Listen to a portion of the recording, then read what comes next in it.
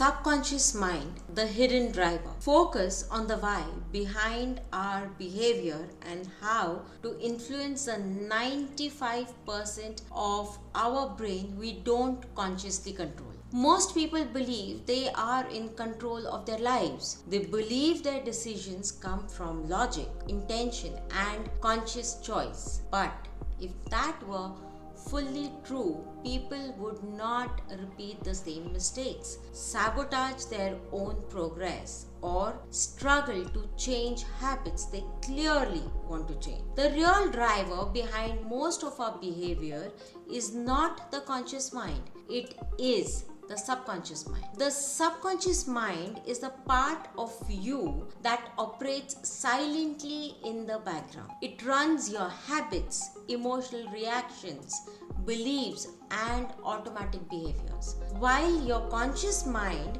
makes plans, set goals, decides what you want, your subconscious mind decides what you actually do. This gap between intention and action is where most frustration in life comes from. Modern neuroscience and psychology agree on one important point. Around 95% of our daily behavior is driven by our subconscious programming. That means most of your actions, thoughts, reactions, and emotional patterns happen without conscious awareness.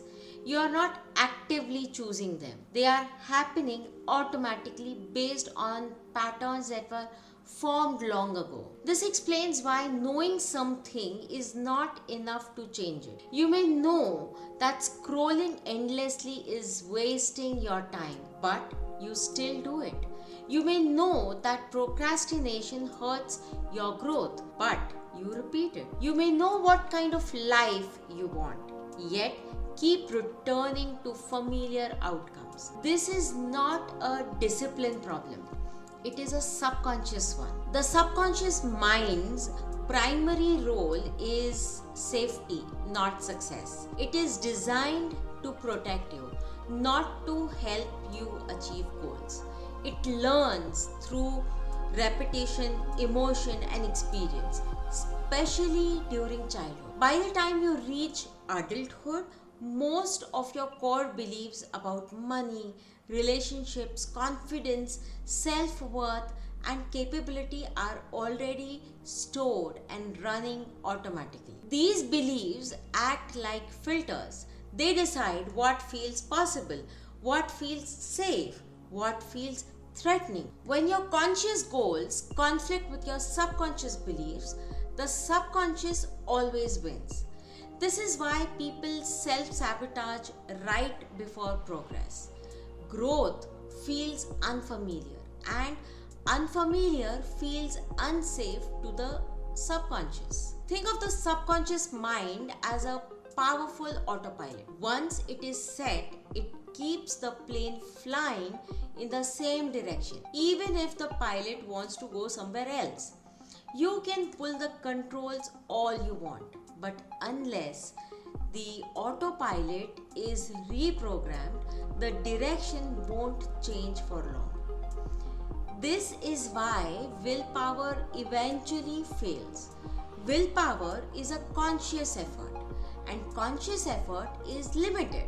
You can force yourself for a while, but eventually the subconscious pulls you back to what feels familiar. True, lasting change happens only when subconscious is aligned with the direction you want to. Understanding the subconscious mind is not about blame. It is about awareness. You are not broken. You are not lazy. You are not lacking motivation. You are operating exactly as you were programmed to operate. Once you understand this, self-judgment reduces and curiosity increases. And curiosity is where change begins. The subconscious mind learns in a different language than the conscious mind. It does not respond to logic, arguments, or motivation speeches. It responds to repetition, emotion, imagery, and emotional safety. This is why affirmations without emotional alignment often fail, and why deeply emotional experiences can change people overnight. Another important thing to understand is that the subconscious mind does not understand negatives or time in the way the conscious mind does. It focuses on patterns. If a pattern is repeated enough, it becomes a belief. If a belief is strong enough, it becomes behavior. And this is why early experiences, even forgotten ones, can shape adult reaction. Your reactions are clues.